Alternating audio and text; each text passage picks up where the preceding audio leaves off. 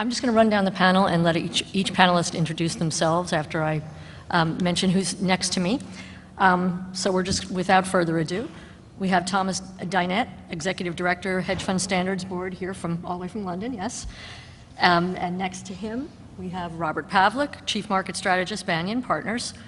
Michelle Noyes, Chief Operating Officer, the Alternative Investment Management Association Limited.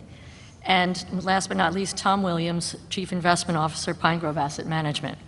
Thomas, if you'll start us off, just a few minutes of words about yourself and your background. Yes, the Hedge Fund Standards Board is a standard-setting body for the hedge fund industry. We started out in London in 2008.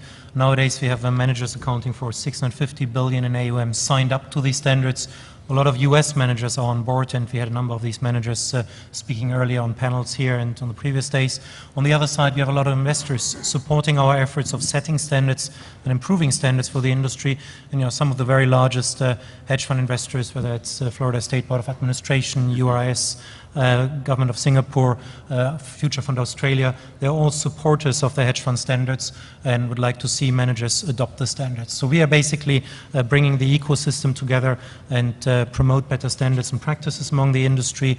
And it's an industry-driven effort. It's not a regulatory organization. So it's really backed by investors and managers. And I'm in charge. I've been running this for the last couple of years, and we have grown very quickly. And now even managed account platforms have signed up to these standards and commit to the practices we recommend.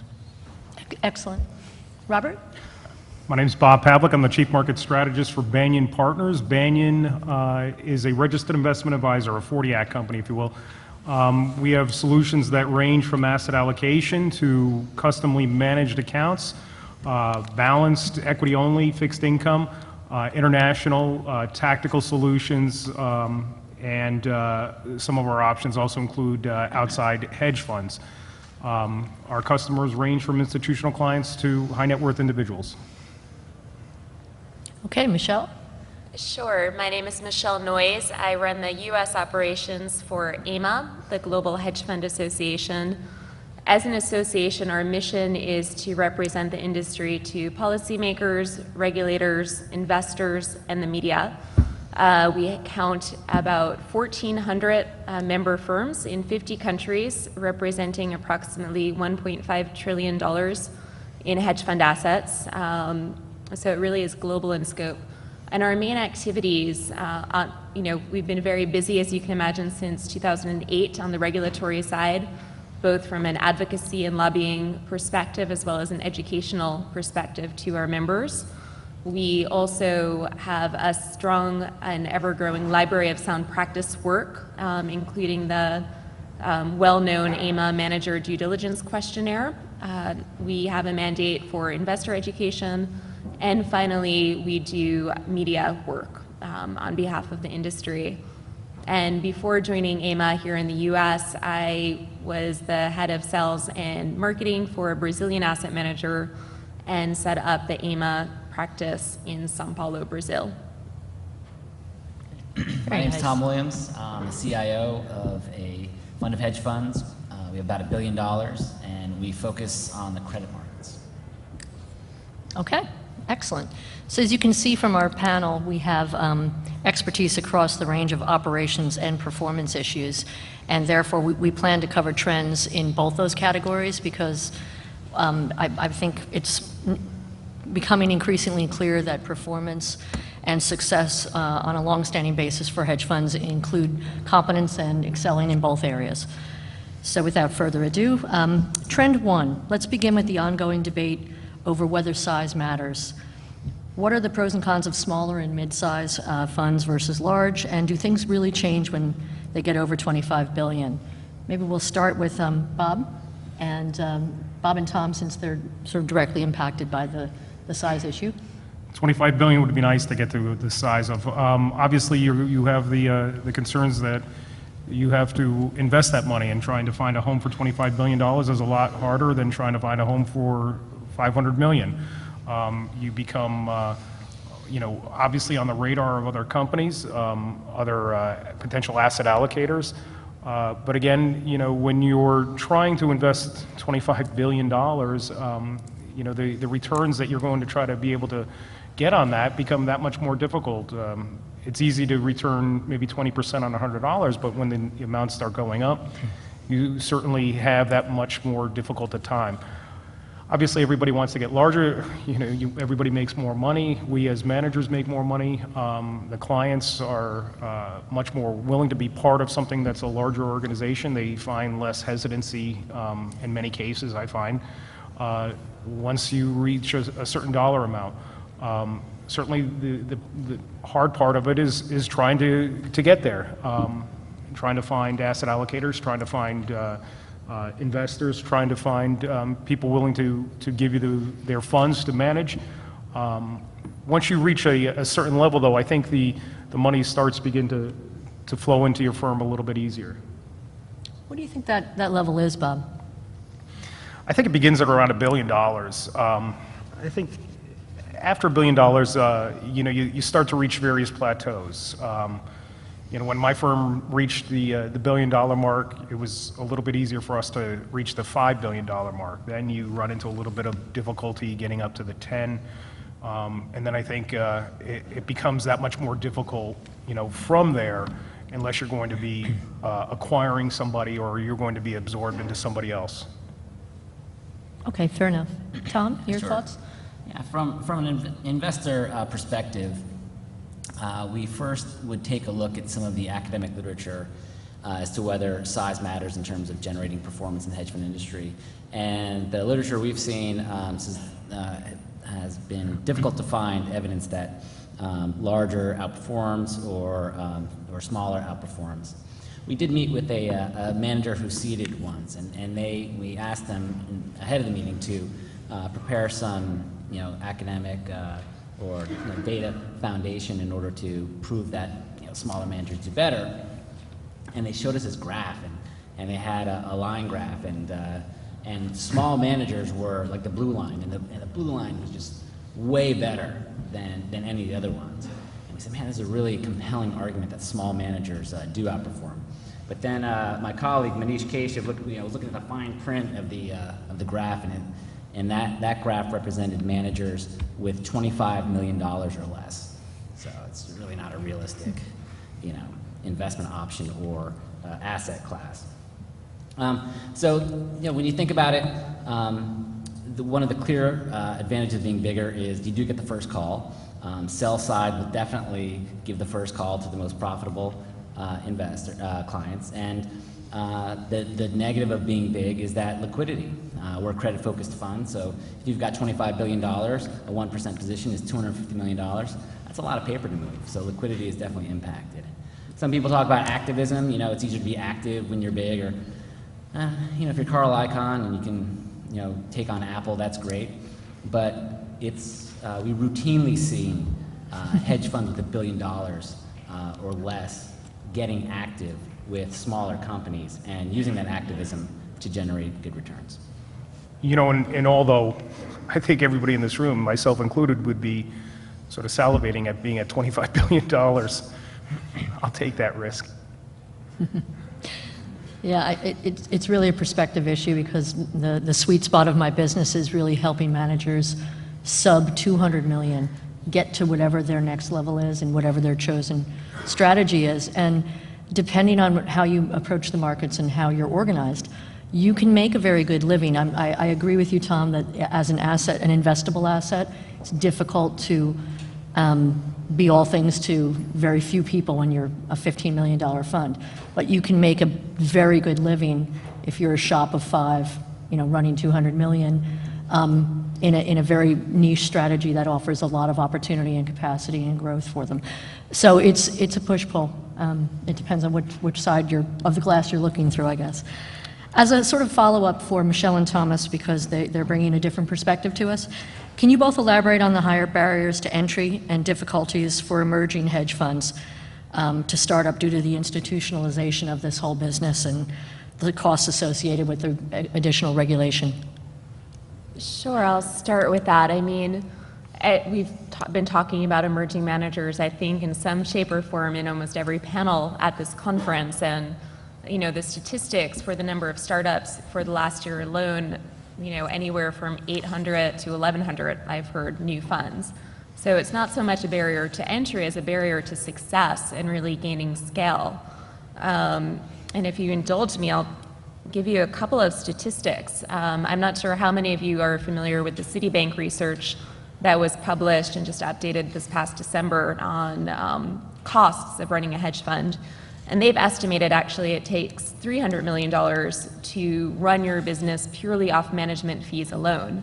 Now, we'll be talking about fees later on, but this is assuming a fee structure, a management fee of usually about 1.6% these guys can command, given their size.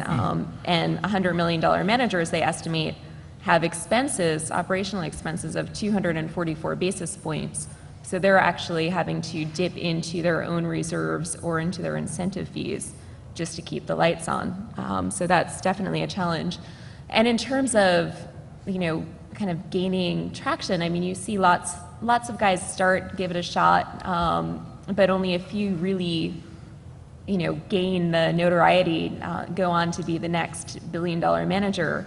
And there was just an article in the FT that had an interview with a cap intro executive from Deutsche Bank, and her comment, which I'm sure will strike fear into many in the room, is that unless a fund raises $100 million within their first 90 days, they're really not going to get that special sauce.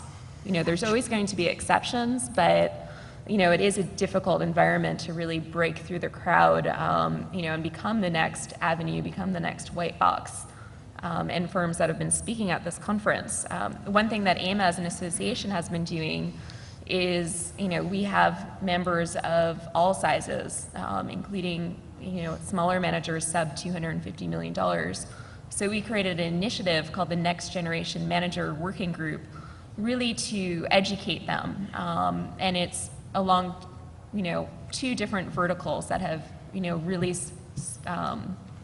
emerged, both in discussions with the managers themselves, as well as in discussions with seeders and family offices, the guys who are often pitched by them.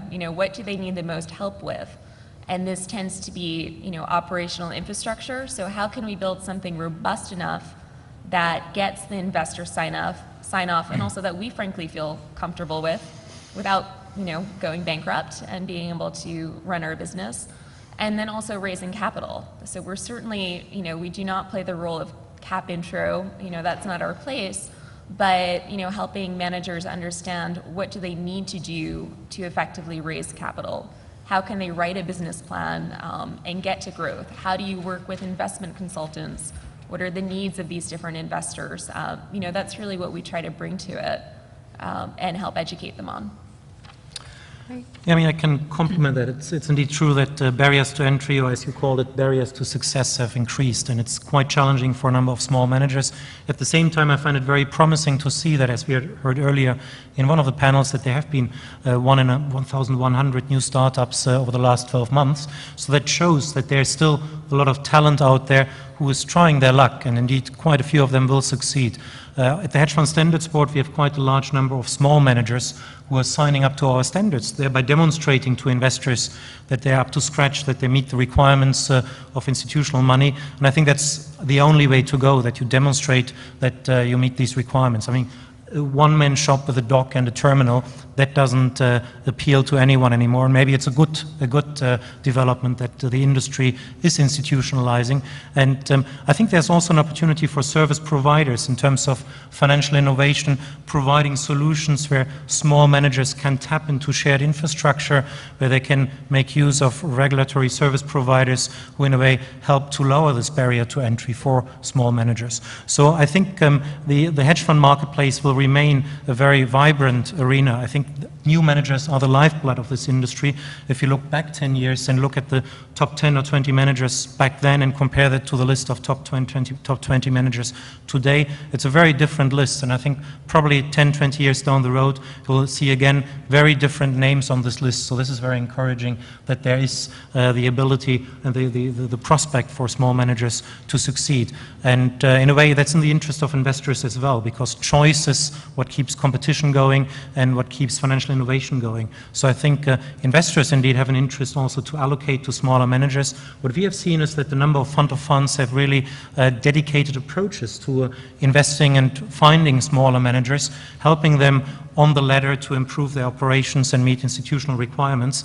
And the number of the very large institutions supporting our efforts at the Hedge Fund Standards Board, beyond the allocations maybe to very large brand name managers, they have their programs for smaller managers through fund of funds very often to tap into the smaller manager space. So I think we are all very creative in finding ways to keep the barriers to entry low, and I think also regulators are aware of that we need to continue to have the influx in this marketplace. In reality, though, the thing that's going to bring you to the next level is really what's going to set you apart from the guy that's doing the same thing that you're doing at the next shop down from you. You know, wherever you're sitting, it doesn't really matter, but it's what distinguishes you from someone else. It's what distinguishes me from other RIAs in the business that I do. I mean, okay, me, I'm on CNBC, I'm on Fox and all that, but that's not going to get the client's assets coming in the door. They might open a door for me, but it's not what's going to sort of drive them. It's going to be performance, and it's going to be what distinguishes you from someone else, and it's going to be what sort of drives the money in from a fund of funds. So obviously that's where I think your focus should be, and because that's where my focus is. Maybe one more observation on a trend that we have seen over the last few years, which is a strong concentration in flows to a number of the very largest managers, getting most of the inflows. It's very well possible that this has been a temporary trend, with maybe new institutions tapping into the hedge fund space. And in a way, an individual who's facing career risk when he invests in the first time in a hedge fund, with a pension fund in the US, with a German insurance company or whatever it is, they might go first for the big brand name shop that everyone invests with. But as these investors learn and improve skills and insight and get advice in investing, it's very well possible that this trend will be reversed down the road. Okay, good. Let's talk about the next topic, which is, I think we can all agree, a secular trend, and that's the semi-touchy area of fees, all kinds of fees. What is at the forefront, in your opinions, of investor concerns when, in this environment where total returns are lower, pressures are greater, regulation and compliance issues are building? Can you each speak to the fee issue and its importance in the evaluation process for investors? Anybody can start. I'm happy to have a go. I mean, at the Hedge Fund Standards Board, we are very often asked by investors whether we could set up standards about fees or about the level of fees. I mean, we are obviously not interfering with price formation in the marketplace, and there's no evidence that price formation doesn't work. We have heard earlier from one of the panelists that they have slashed their performance fees, and we see a lot of variation in fees actually out there. So there is competition, and there is a variation around fees. What we as a Hedge Fund Standards Board care about is alignment of interest and transparency around fees, so that investors can readily compare what is being said in an offering document with what is ultimately charged and visible in the annual accounts. And that's what we have in the standards, but we would not interfere with the level of fees. I think like in any marketplace, whether I'm buying a car or anything else, there's always a focus on cost and a negotiation going on, and the topic of fees will never be ultimately resolved. There will always be negotiation, and with supply and demand, fees will fluctuate over time. So I don't think it's a topic that will ever go away. An area that I think that is of particular interest is discussions around the shape of fees and whether we can work on improving alignment of interest, and whether there are ways how investors can, in a way, negotiate with managers other ways and other forms of compensation, which might include things like long-term partnerships, where investors commit for a longer period of time in return maybe for reduction of fee and other elements. So I think that's the more creative area, rather than the singular focus on what is the right number, which I think, as for any product, might differ depending on the nature and quality of the product. I can tell you firsthand that fees are certainly a difficult area, especially for clients. They're willing to pay up for a BMW or Mercedes, but man, you start talking fees to them about managing their account, and they start to flip out. But the way that we have approached it in the past, when we were a smaller firm, a much smaller firm, we discounted the fees. But now we've gotten to the level that you know, we believe in ourselves, and I think that's what you should do. You should believe in yourself. Picking stocks or doing alternative investments is an extremely hard business. It's challenging mentally, and it's a difficult thing that just never leaves you day in and day out.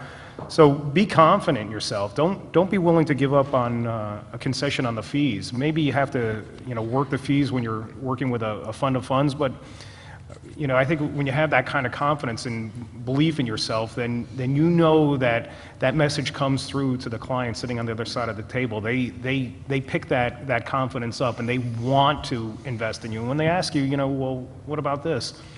I'm sorry, I can't do that. And if they're not right for you, then I'd move on. That's the way we approach it. And very rarely do we discount the fees unless it's an extremely large client.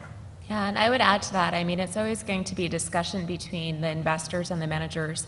And, you know, you're really seeing a bifurcation. There's, you know, the big public pension plans who, you know, by matter of policy or politics or, you know, whatever, can't pay 2 and 20.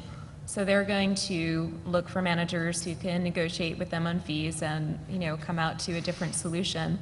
And that could be, you know, as Thomas was alluding to, a more creative solution of a, you know, a long-term lockup, longer, you know, clawback periods, et cetera. But then again, you know, we have conversations with some, you know, more traditional hedge fund investors, endowments and foundations, family offices. They're more than happy to pay 2 and 20, even sometimes more, because they're looking at their net returns. Now, on the other hand, they're going to be very stringent on making sure, you know, is what I'm getting alpha? So they'll be doing that calculus. And also they'll, you know, want to see that the manager typically has discipline about capacity, you know, that they're not going to grow as big as a firm that might be catering to a public pension fund audience, but it's always going to be this conversation. I mean, where it stands now, you know, looking at that same piece of research from Citibank, it's anywhere from, you know, 1.53 to 1.76 on average for the management fee. So it's certainly come down if you look at the industry as a whole. You know, and on the flip side of this, which we haven't yet talked about, is, you know, managers' expenses are going up, and that's particularly driven by the cost of compliance. So, you know, last year, AMA did a study along with the MFA and KPMG on how much the industry is paying for compliance. It was a study of about 200 funds representing some $900 billion in assets. And as a whole, the industry was putting in about $3 billion in compliance-related expenses, or an average of 7% of the fund's total operating costs. What this broke down to, when you looked and broke it out by size of fund, is that smaller funds were paying on average about $700,000 a year in compliance-relating costs. Medium-sized funds were paying about $6 million, and large funds were paying about $14 million per year. And most of these, you know, in our study, more than 76% of these costs were being borne by the manager themselves rather than being allocated to the funds. And, you know, the vast majority, over 90% of managers surveyed, you know, the fees are, these compliance expenses are only going up. So that's definitely, you know, bringing pressure on the other side. Sure. Sure. I mean, it's what are people paying for in that amount, in those figures?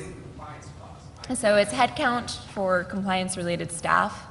It's technological outsourcing, and I believe it's also just the, you know, cost of preparing all of these regulatory reports. Yeah, but I'd be happy to send you the full report. Actually, it's the AMA, KPMG, and the MFA. We did it jointly, but you can download it on the AMA website, aima.org. Tom, anything to add in the I don't really have anything to add. fee world? We as a consumer of hedge fund fees, as an investor, we always make sure that we pay the lowest fee possible, and make sure that no investor similarly situated pays a lower fee than us. Okay, great.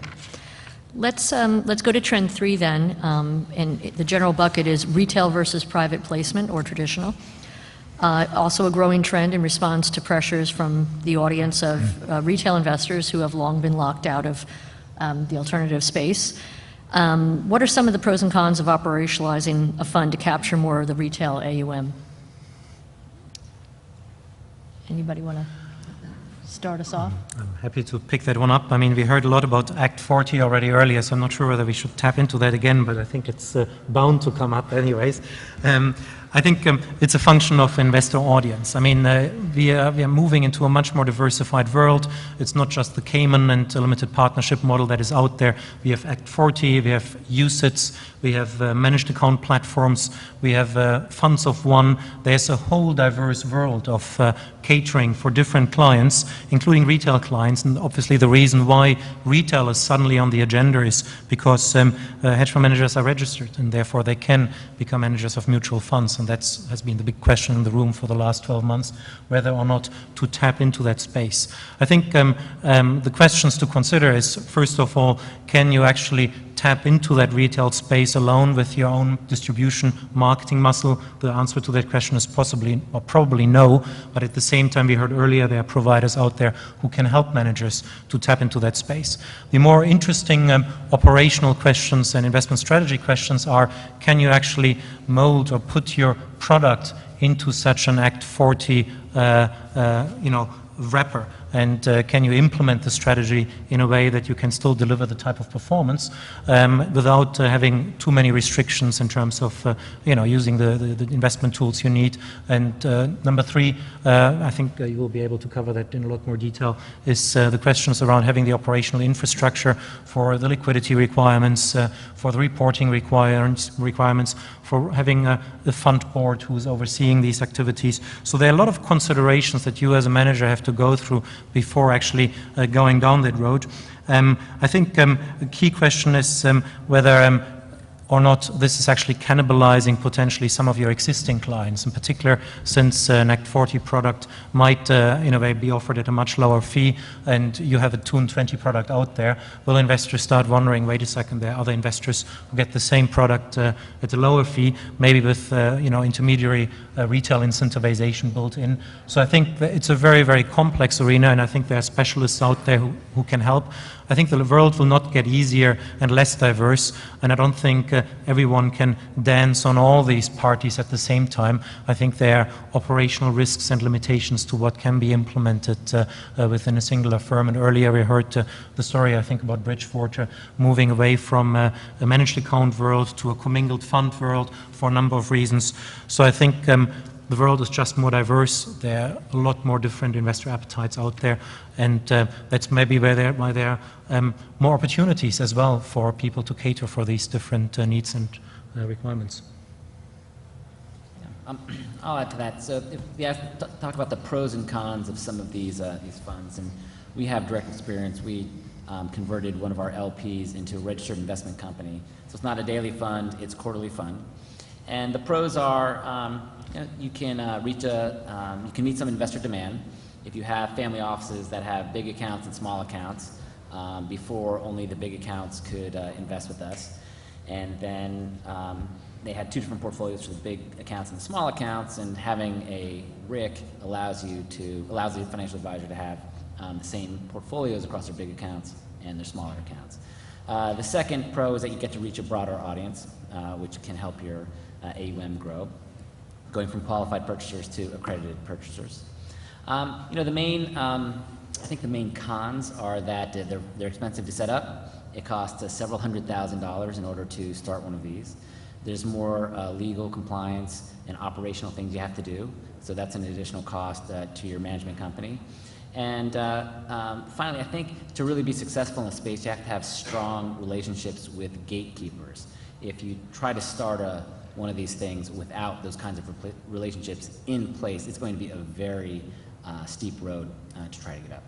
Yeah, and I'll just add, it's really interesting to see the evolution of this thing. There were a lot of people who started out as skeptics, and not all of them have been converted, but there's slowly more and more people talking about it, taking action, which is interesting to see, because at the beginning, haven't we seen this game already? Wasn't it 130-30? Wasn't it, you know, something else? And never really took off. I mean, there's still a lot of chapters to be written and to see how this plays off. But it is interesting to see how it's really, you know, bringing the hedge fund industry, you know, together more closely with traditional asset management and really blurring the lines. And, you know, that's what we're seeing also in investor portfolios. I mean, when a lot of institutions, it's no longer a hedge fund bucket. They'll look at equities and say, well, my equity long short belongs here, or they'll look at, you know, alternative credit sources and put it with the rest of their fixed income. So I think it's just one, you know, more way in that it's, you know, there is this convergence, but of course it does require a whole set of skill sets, you know, both distribution as well as, you know, understanding what the regulatory regime is that you'll be operating in it. You do have to pay really close attention to make sure you're not going to be cannibalizing your business, because your investors will be paying close attention to this. And, you know, it's, so far it's been driven a lot by fund of funds, you know, who've been made the boldest steps into it. I mean, there are certainly cases with single managers doing the same, but, you know, a lot of fund of funds have driven it, and then the single manager funds are signing up as sub-advisors as a way to, you know, dip their toes into it and get a better understanding. Yeah, I think it's really a testament to how important the whole, I know you've heard a lot about it today and probably yesterday as well, but how important the concept of non-correlation is to all investors, regardless of your price point. And the barriers to entry need to come down, because that is really the problem that's trying to be solved. And as many ways as we can, you know, dice that up and offer it in a successful way for both parties will continue, I think, to be a trend that we'll see. Anything? Just one more observation. I mean, I think it's a fantastic thing that in that way we can broaden out the reach of the hedge fund industry into investor segments that previously never invested in alternative return strategies. So I think it's very positive and a very positive form of financial innovation. I think the only concern one can have is that if investors have false comfort, if they think, oh, it's all regulated and the government protects me, now I can blindly invest and don't need to do any, neither investment due diligence nor operational due diligence. I think it is very important to remind investors that they still need to do their job properly and look at these things in detail. Just the fact that something is regulated doesn't mean that it is well structured, functions well, delivers the performance and the promises. So I think it's very important that the investor themselves, the advisors or fund of funds continue to be on the case to help assess these opportunities. Yeah, which brings up a good point in that there's going to be a massive need for education if this does take off. I mean, you've seen how long the evolution has been to get pension funds and other non-traditional hedge fund investors up to speed. So there's going to be a lot of work that RIAs are doing to educate their clients, RIAs are doing to educate themselves, you know, traditional, more retail-focused media sources and things like that. It'll be an interesting evolution. And just one more observation, actually following up on that, is in one of our recent institutional investor roundtable, we have discussed with investors the conflicts of interest that can arise when you know, different structures are being offered for the same underlying strategies, and whether it's you know, flaws in offering documents versus partnership agreements in the same master fund, where you know, one type of investor has an advantage over the other, or whether there are conflicts in terms of how priority of investment is dealt with you know, funds which have similar or identical strategies but cater to different vehicles. And I think that's ultimately a burden and something that the manager needs to live up to, that they have high standards in ensuring fair treatment of all investors, irrespective through which channel or product they invest. So indeed, by broadening out into new structures and different structures, there are also new requirements on the manager to ensure fair treatment of investors. Okay, let's broaden our outlook for the moment on the panel to more forward thinking, and go to trend 4, which is really sort of just our best guesses at the best hedge fund strategies in the face of the prolonged Fed tapering this year. What strategies are likely to perform better than their compatriots? What challenges should investors be most sensitive to when evaluating the funds? Bob, do you want to start us off? maybe? Well, I think the one that seems to be gaining the most traction is activist hedge funds, obviously, with what's been going on. I think there's going to still be a lot of interest in that movement going forward. As far as where you might want to be positioning, I think you have to be positioning yourself for continued growth in the overall market. Not sure if that's actually answering your question, but I think that the economy continues to grow, and if you're going to be investing, I would make sure that I would keep a majority of my investments here in the United States. I don't believe in the growth that people are saying is going on in Europe. And obviously, we're seeing issues in the emerging markets. Okay. Tom, any thoughts on? I think it's an interesting question. So the Fed is tapering, and I don't think anybody really knows whether the markets and the economy are ready for the full consequences of tapering and removing some monetary stimulus. If they are, then then the best strategies will be the ones that have the most risk. If the markets and the economy are not ready for tapering, and sometimes it takes a lag for monetary stimulus or the removal thereof to be felt in the economy and the markets, then you want to be in things that are defensive. And I guess our investment mandate is to invest so that we generate a consistent return with low correlation to stock and bond markets. And in order to do that, we just want to stay hedged, and we want to have low exposure to interest rate risk, commodity risk, FX, and equity market risk. So what we want to do is invest with hedge funds that can make money from security selection. And there's few asset class dislocations out there right now that really make it sort of easy to sort of scoop up securities and make money. So it really is about talented hedge fund managers doing security selection. Now, that's kind of a hard story for some investors really sort of sink their teeth into. And so I was trying to think of different ways to explain it. What does it mean to have an idiosyncratic opportunity set? What does it mean to have security selection going to really drive performance? And I came across an article that had the 10 worst performing stocks over the last 10 years. Okay, so from 2004 to 2014, worst performing stocks. And the reason why this list caught my eye was because the top 4 names were all names that our managers had made good money in 2013. And it wasn't because they shorted these stocks going into bankruptcy. It was because these were all companies that had trouble and went through restructuring. So the number 1 stock on that list was Kodak, worst performing stock, 10 years ending 2014. Now we had some managers who got involved in the secured debt.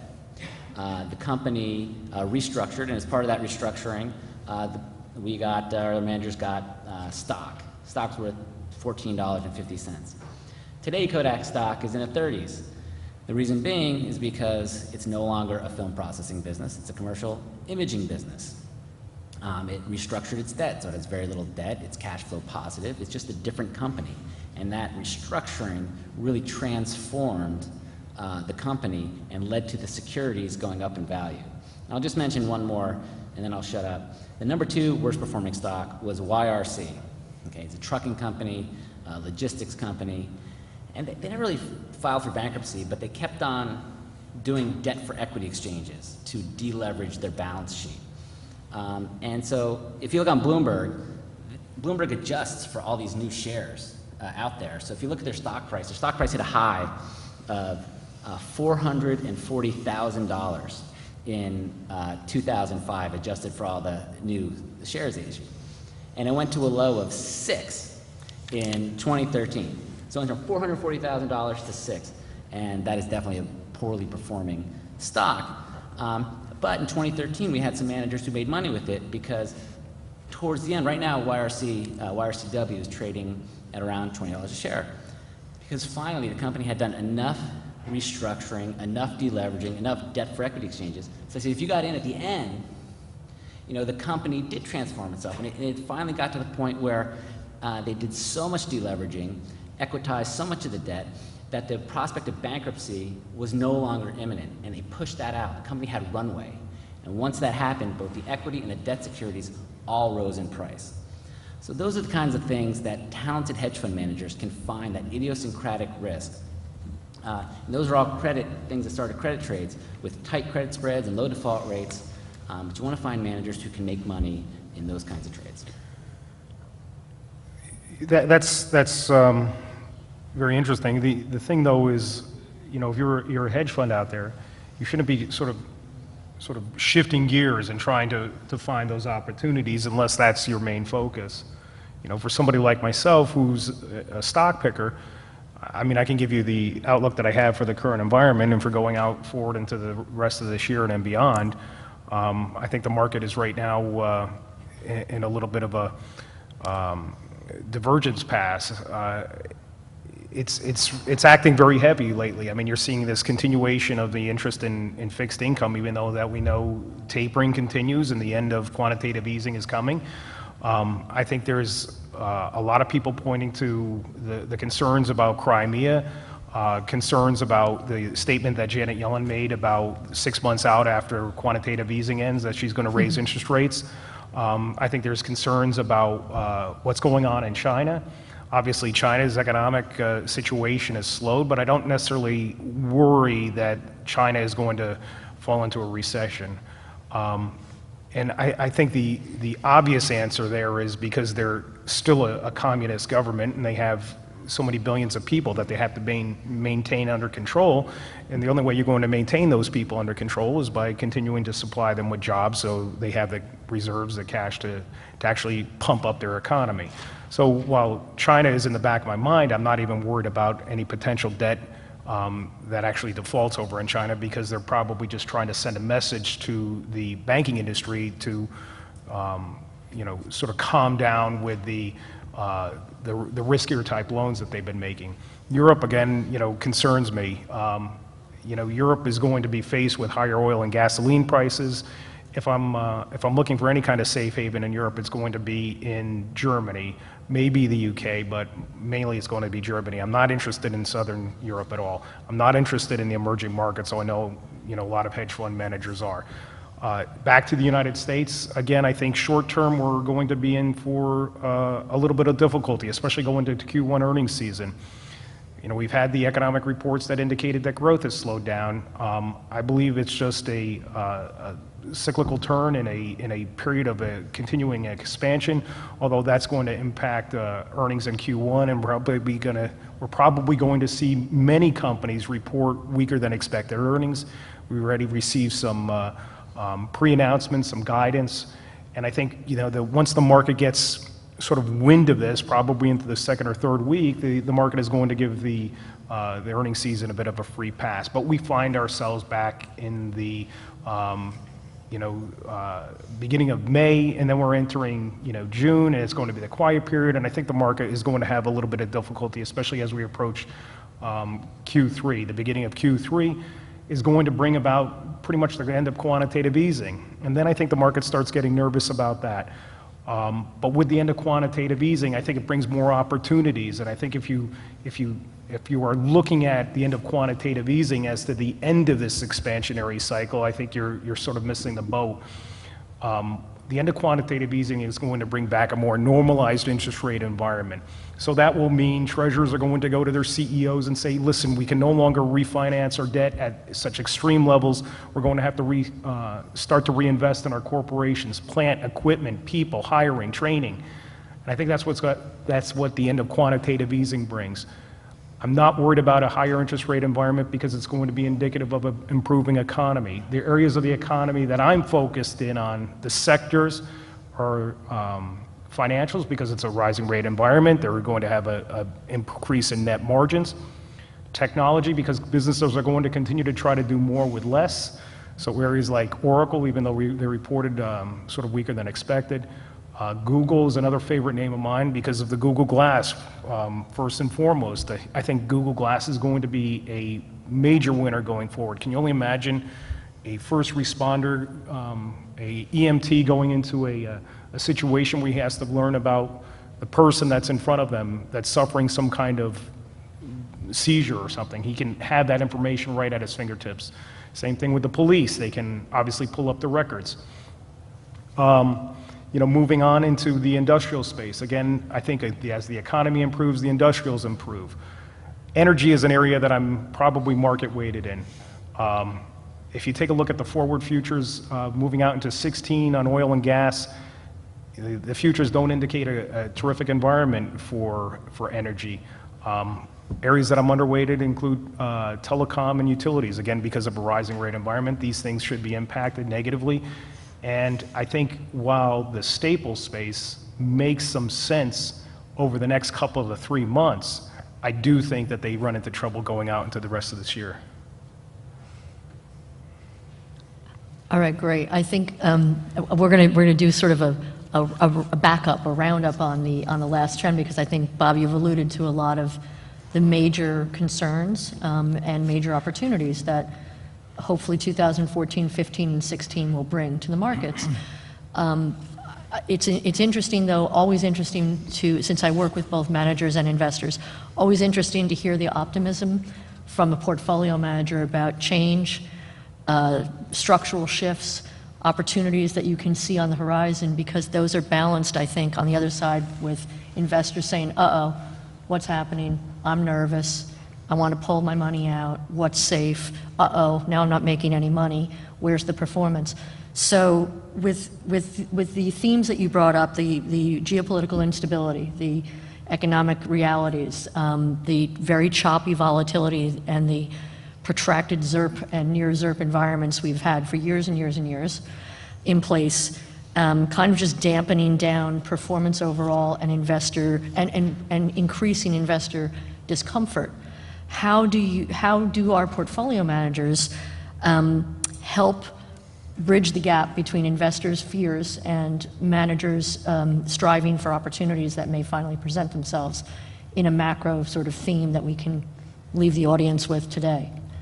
Well, the number one way I do it is to constantly remind anybody that has a concern about the overall market that they're a long-term investor. I mean, that's why we're doing what we're doing.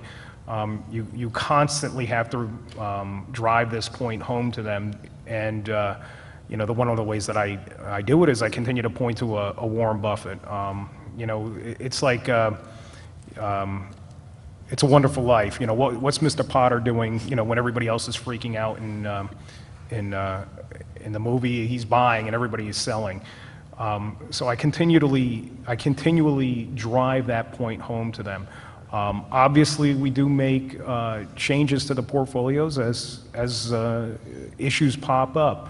Obviously, it's not always as clear as you know, what was going on. Even in 2007, when we were experiencing the closures of the various Bear Stearns hedge funds, it wasn't as clear as it became later on. Of course, 2008, and you think that you know, I've done enough, and it obviously doesn't turn out to be enough. Or I moved into the utilities and telecoms in 2008, and it turns out that utilities and telecoms are going to suffer just as much as housing because people are losing their houses and they don't have any need for telephones or electricity. So, you know, I think you have to be prepared for change, and you have to be willing to make changes to your approaches. But at the same time, if the longer-term outlook remains healthy, and I think it does, and there are geopolitical situations that, you know, remain fluid, but we can't necessarily invest for every single unknown that's out there. If Putin decides to take over another country, you know, we'll have to handle it one case at a time. But right now, I don't believe that he is, you know, a Hitler, so I'm going to sort of work on it as it comes to me. Okay, I hope he's not. All right, final thoughts, panel. Just sort of your, I think I appreciate the fact that we've had experts on the operational side, because it is a complex world, and I think investors in general need as much help as possible, you know, parsing through all this information to make good decisions, and as you say, Bob, to stick with them, even when they're uncomfortable. There was one question over there. Oh, I'm sorry. Yes? Yeah, I have two questions, if that's okay. I'm curious, when you're looking at risk, where do you put inflation and the time for inflation, be it short-term, mid-term, or longer-term, and how big an issue is inflation? And the other question, we're talking about not being correlated, but in a severe downturn, in 08, were most asset classes and most strategies correlated? And does correlation really play a major downturn? So, I know that. As far as inflation is concerned, I don't see any inflation on the near-term time horizon. We're way below what the Fed is looking to achieve.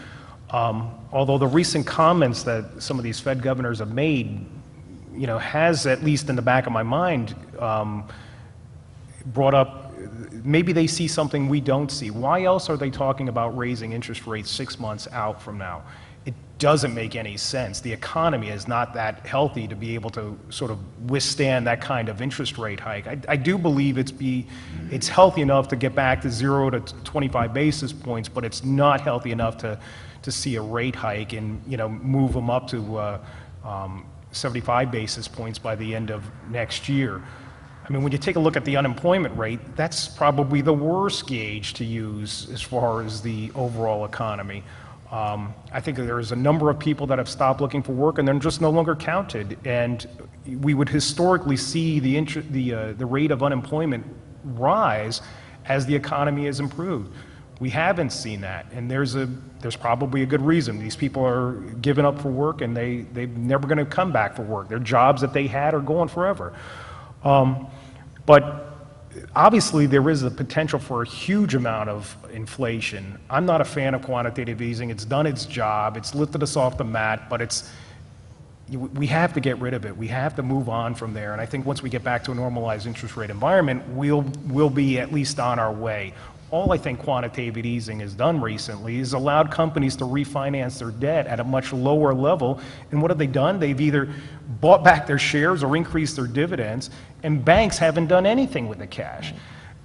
And, I've argued this point before, but I mean, if they started charging the banks for the amount of excess reserves they kept on hand at the Federal Reserve, I think it would have at least helped move the economy forward.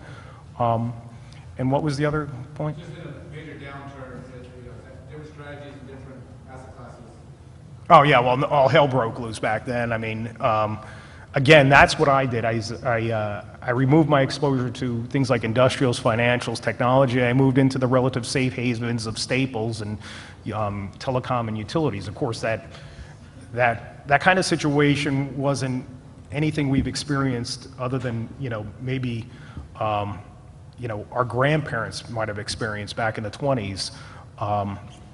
Some of us in our firm at that time moved into the relative safety of municipal bonds, and that held up well. But the only thing that really truly held up was cash. Well, I would say, just because it's my background, managed futures did very, very well that year, and they are truly non-correlated. So not that I'm selling them, I'm just saying it's important to diversify and to educate yourself about where your money is.